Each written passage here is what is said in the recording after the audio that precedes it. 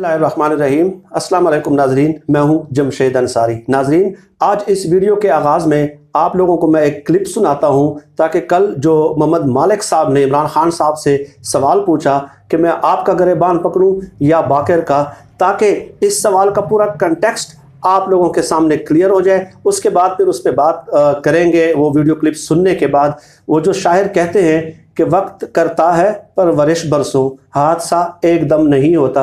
ये क्लिप पहले आप सुन लीजिएगा नाजरीन, उसके बाद फिर उस पर बात करेंगे। 1500 करोड़ रुपया खर्च कर चुके हैं मीडिया को रिश्वत देने में। 1500 करोड़ इस साल में तो ये नासरत करते रहे ना, अब ये 15 अरब तक कर चुके हैं ये दोनों भाई, अपनी शक्लें दिखाने के लिए, मीडिया में प्रमोट करने के लिए। वहां के टैक्स पे पैसा, इतना पैसा ये खर्च कर चुके हैं मीडिया पे, और ये सिर्फ मीडिया पे ये प्रोपेगेंडा करने के लिए किया। और इन्होंने पीटीवी, मुझे पीटीवी बताया हमारे टैक्स के पैसे पे चल रहा है पीटीवी। मुझे पहले ये बताएं कि हमारे टैक्स के पैसे पे प्रोपेगेंडा कैसे कर सकते हैं? अगर डेमोक्रेटिक गवर्नमेंट हो तो इक्वल टाइम देना चाहिए उन सबको। ये तो सारा पीटीवी प्रोपेगेंडा नून लीग का, और इन्होंने आदमी लेके आए हैं जो एमडीए पीटीवी का। मैं जानता हूँ मालिक को, लेकिन मालिक डिफॉल्टर थे पीटीवी के, 2.5 करोड़ का डिफॉल्ट था, उनको पीटीवी में कैसे रख दिया था? लेकिन कभी आपने सुना है कोई किसी ऑर्गेनाइजेशन का डिफॉल्टर हो और आप उसी ऑर्गेनाइजेशन में उसको रखें? ये कैसे हो सकता है? तो ये इन्होंने हर जगह मेरिट खत्म किया, और वो रखे ऐसे लोगों को है ताकि इनको मौका मिले कि उनको कंट्रोल करें।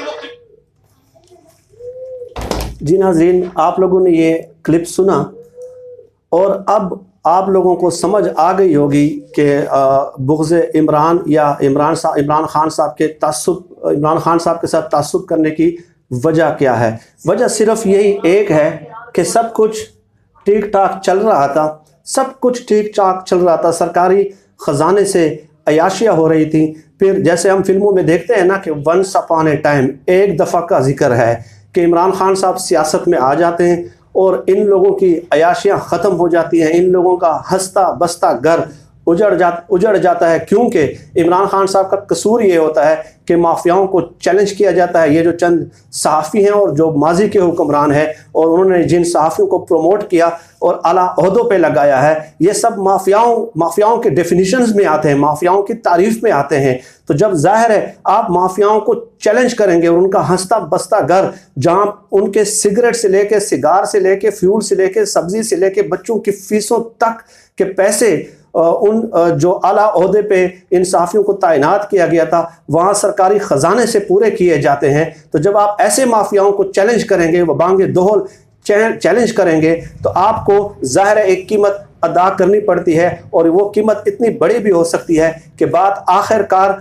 एक नेशनल टेलीविजन्स पे, मुख्तलिफ टीवी स्क्रीन्स पे गिरबान पकड़ने तक पहुंच जाती है। इस स्क्रिप्ट में नाजरीन इमरान खान साहब ने एक बात की है कि ऐसे ही लोगों को आला ओहदों पे तैनात किया जाता है जिसके ज़रिए सियासी रहनुमा अपने मकासद की बहुत आसानी से वो कर सके, तकमील कर सकें। मेरा तो पसंदीदा मौजू ही यही है, हमेशा से मेरा पसंदीदा मौजू ही यही रहा है। मैंने तो यूट्यूब पे जब मैं आया तो मैंने शुरुआत ही इसी मौजू से की है। मैं अपनी 20-25 वीडियोज़ में इसी पे ही बात कर चुका हूं कि कैसे खुशामदी सहाफ़ियों को, चापलूस सहाफ़ियों को आला ओहदों पे तैनात किया जाता है। आज चूँकि रेलेवेंट मौका है तो चंद एक मैं आपके सामने दोबारा वो तारीफ़ दोहरा देता हूं कि नाज़रीन कैसे एक खुशामदी सहाफ़ी अपने पूरे जिस्म की, अपने पूरे ज़ात की, अपने वजूद की नफ़ी कर देता है अपने सियासी रहनुमा के सामने। वो सियासी रहनुमा यूँ समझ लें कि नवाज शरीफ साहब और मोहम्मद मालिक, या शहबाज शरीफ साहब के चूँकि ज़्यादा क्लोज़ हैं तो शहबाज शरीफ साहब और मोहम्मद मालिक यानी कि दो किरदार हमने मुतय्यन कर लिए। वो सियासी रहनुमा जब इन जैसे सहाफ़ियों के सामने आता है, ये मैं आपको मंजिल पूरा एक प्रोसेस बता रहा हूँ, एक सफ़र बता रहा हूँ कि कैसे सरकारी ओहदे तक, MDPTV के ओहदे तक या किसी भी सरकारी ओहदे तक मोहम्मद मालिक साहब पहुँचते हैं, या कोई भी सहाफ़ी MDPTV या किसी भी सरकारी ओहदे तक कैसे पहुंचता है। ये इसका एक बहुत तवील प्रोसेस है, बहुत बड़ी कुर्बानी होती है, बहुत बड़ी कीमत इन लोगों ने अदा की होती है कि वो कैसे कि वो सियासी रहनुमा जब उनके सामने आता है तो ये खुशामदी और चापलूस सहाफ़ी अपने चेहरे पे इस कदर मज़लूमियत, इस कदर मासूमियत तारी कर लेते हैं कि जैसे इनसे बड़ा कोई मासूम, इनसे बड़ा कोई मजलूम हो ही नहीं। ये फ़ौरन अपने चेहरे के तासुरात बदल लेते हैं जब सियासी रहनुमा नवाज शरीफ या शहबाज शरीफ इन चापलूस साफियों के सामने आते थे। फिर वो सियासी रहनुमा आगे बढ़ के इनसे जब हाथ मिलाता है तो ये झुक के मिलते हैं, उसके बाद अपने हाथों को मलते हैं, अपने जिस्म को समेटते हैं, और उसके बाद वो जो सियासी रहनुमा है वो उनसे हाल अहवाल पूछता है तो ये अपनी आवाज़ को बहुत मध्यम रखते हैं, बहुत धीमी रखते हैं, ताकि इनकी आवाज़ अपने सियासी रहनुमा नवाज शरीफ या शहबाज शरीफ की आवाज़ से बुलंद ना होने पाए। उसके बाद जब शहबाज शरीफ साहब या नवाज शरीफ साहब या कोई भी सियासी रहनुमा जब बात करता है इन चापलूस सहाफ़ियों के सामने, तो ये सहाफ़ी जो होते हैं उनके एक एक लफ्ज़ के साथ अपना सर हिला हिला कर उनकी बात की तस्दीक करते हैं, उनकी बात की तायीद करते हैं, उनके एक एक लफ्ज़ की मंजूरी अपने सर के इशारों से करते हैं। आप खुद देखें कि हाथों के इशारों से, सर के इशारों से, ज़बान के इशारों से और पूरे चेहरे के तासुरात बदल के कितने मुख्तलिफ जस्चर्स देकर उनके सामने अपने ताबेदारी का इजहार करते हैं। ये एक सिलेक्शन के प्रोसेस होता है किसी भी हुक्मरान के लिए कि वो एक चापलूस और खुशामदी सहाफ़ी के सिलेक्शन का मेयार क्या होना चाहिए।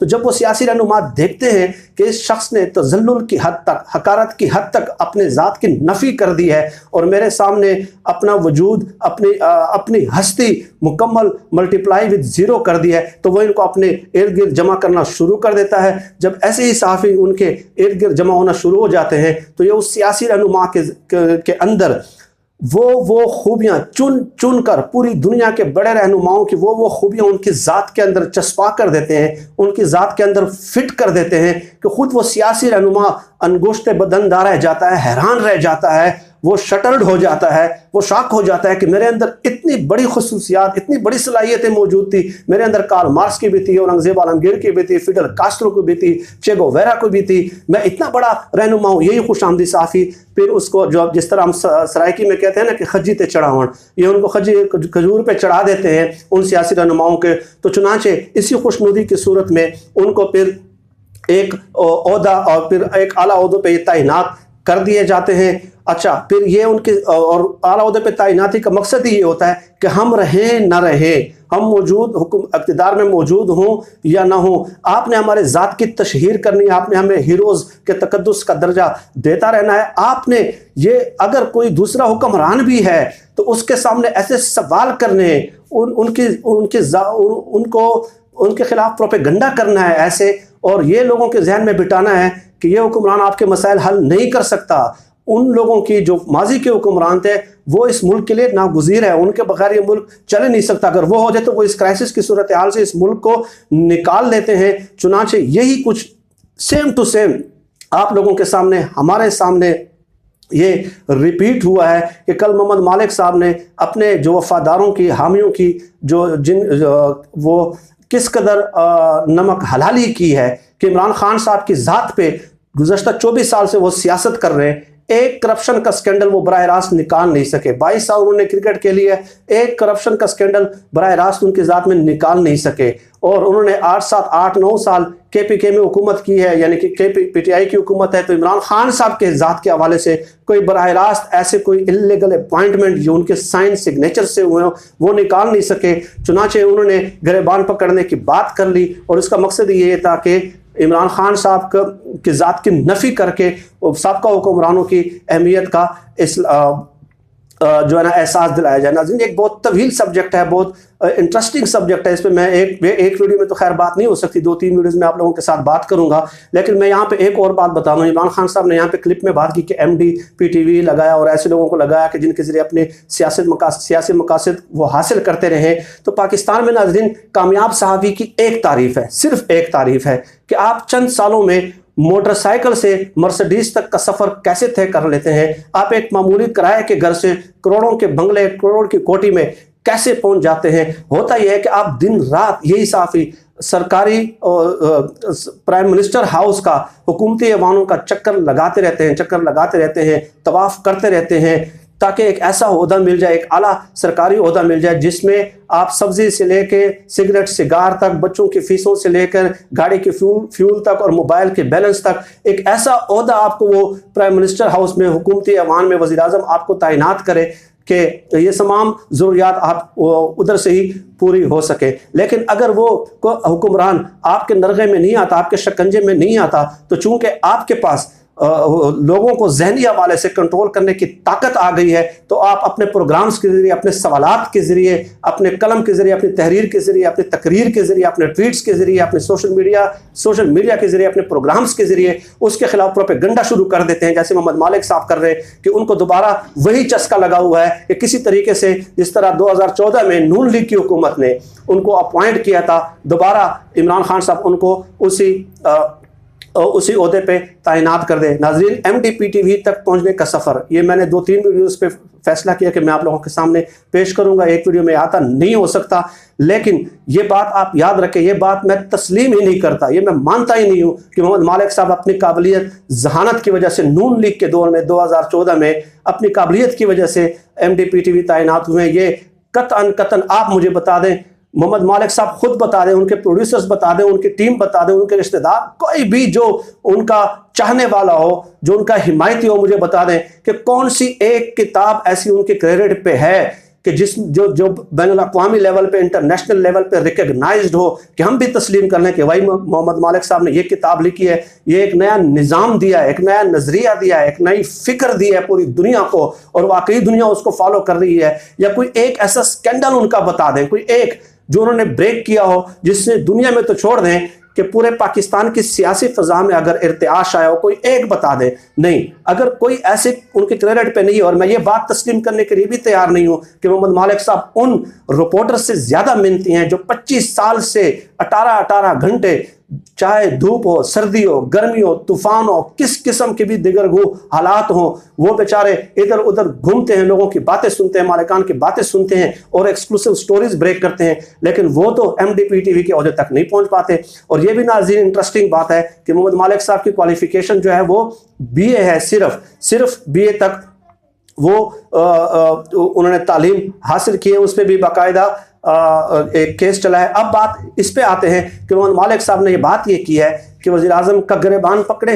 या बाकर का गिरेबान पकड़े, यानी कि बात गिरेबान तक पहुंच गई। ये पढ़े लिखों की ज़बान है। तो मैं आपको ये बताऊं कि कल वज़ीर आज़म इमरान खान साहब से उन्होंने पूछा कि जी आप लॉकडाउन भी करें, एक्सपोर्ट्स भी बढ़ाएं, आप इंटरेस्ट रेट भी कम करें, यानी आप खुद बताएं कि इस क्राइसिस की वजह से, कोरोना क्राइसिस की वजह से पूरी दुनिया की मईशत को माहिरीन के मुताबिक $2700 अरब का नुकसान हो रहा है, $2700 अरब का, और दुनिया भर में 5 करोड़ लोगों की मुलाजमें ख़त्म होने का अंदेशा है। उस वक्त ये जो हमारे सुकरात और बुकरात हैं, वो इमरान खान साहब को ये भी मशवरा देने कि इंटरेस्ट रेट भी कम कर दें, एक्सपोर्ट भी बढ़ाएं और लॉकडाउन भी करें। ठीक है, यानी कि तन भी कटानी है तो गुड्डी भी उड़ानी है, ये चीज़ है। लेकिन मैं अब आप लोगों के सामने फैसला करता हूं, और मोहम्मद मालिक साहब खुद फैसला करें कि एक हुकूमत को इतने क्राइसिस की सिचुएशन में अगर आप इस तरह के मशवरे दे रहे हैं, तो ये द नेशन की स्टोरी है मेरे सामने। ये द नेशन न्यूज़ की, मैंने जैसे कहा कि 2-3 वीडियोज़ पे बनाऊंगा, एक वीडियोज़ में इसका आता नहीं हो सकता। ये ज़रा आप देख रहे हैं द नेशन की स्टोरीज में, PTV MD मोहम्मद मालिक getting Rs 1.6 million per month illegally, ये द नेशन की स्टोरी है। अब उसमें लिखते क्या है, जो इंपॉर्टेंट बात है, The Auditor General of Pakistan has revealed in his latest audit report of 2014 that Pakistan Television Corporation has suffered accumulated 773 million financial loss in 1 year due to financial mismanagement, corruption and nepotism, and has also directed Secretary Information and Broadcasting to take revolutionary measures to make the corruption corporation profitable entity. यानी एक साल में जब मोहम्मद मालिक साहब MDPTV थे 773 million का loss होता है PTV को। ये ऑडिटर जनरल ऑफ पाकिस्तान की रिपोर्ट है और द नेशन अखबार है। ठीक है, अब 773 मिलियन का मतलब यह है कि 77.3 करोड़ नुकसान सालाना हुआ है। और यही अरस्तु बैठ के इमरान खान साहब को इस क्राइसिस में, जिस क्राइसिस से पूरी दुनिया लड़ रही है, और जैसे कि मैंने आप लोगों को बताया कि 2700 बिलियन डॉलर का नुकसान पूरी दुनिया की मईशत को होने जा रहा है। अब फिर ऑडिटर जनरल ऑफ पाकिस्तान ये भी लिखता है कि the report said that corruption and nepotism is embedded in the corporation, no one is there to put the corporation on the right path, the affairs of the corporations are being run on ad hoc basis as no solid steps seem to be taken to hold the corrupt people। यानी कि corruption की खुलेआम आज़ादी है और कोई भी serious नहीं है कि कोई कंक्रीट स्टेप ले ले। अब आगे देखें, the government has appointed a lot of anchor persons violating its own merit policy, and as a result the corporation has to suffer loss of more than Rs 131 million annually।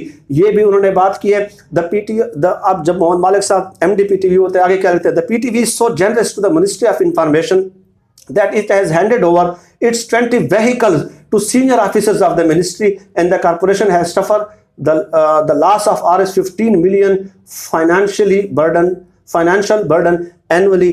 ये हालत थी आपकी कि आपने PTV के हर शोबे में एक तो 77.3 करोड़ नुकसान वो सालाना हुआ है। इसके अलावा जो गाड़ियाँ सीनियर वज़रा को आपने सरकारी ख़जाने से जो ली गई थी, जो आवाम के टैक्सों के पैसों से ली गई थी, वो आपने उनको हवाले की। हर सेक्टर में मैं मुख्तलिफ वीडियोज़ में इस पर बात करूँगा। आपने एक इदारा आपसे नहीं चलाया जा सका, और आप कहते हैं कि एक्सपोर्ट कैसे बढ़ानी है, लॉकडाउन भी करें तो आप जो है ना इंटरेस्ट रेट भी करें। ये क़यामत की निशानियों में से एक निशानी है। उलमा कहते हैं कि कोरोना वायरस जो है ये क़यामत की निशानियों में से एक निशानी है, और ये भी क़यामत की निशानियों में से एक निशानी है कि एक ऐसा सहाफ़ी इमरान खान साहब को पूरा मुल्क इस कदर क्राइसिस में वो इक़दाम लेने की बात कर रहा है, मैयर उठाने की बात कर रहा है, जो ख़ुद आज तक एक ओहदा चलाने के भी काबिल न हो। इस पर मज़ीद मैं 2-3 वीडियोज़ बनाऊँगा। आप सब लोग मुझे अपनी दुआओं में याद रखिएगा। अपना बहुत बहुत ख्याल रखिएगा। अल्लाह हम सब का हामी और नासिर। पाकिस्तान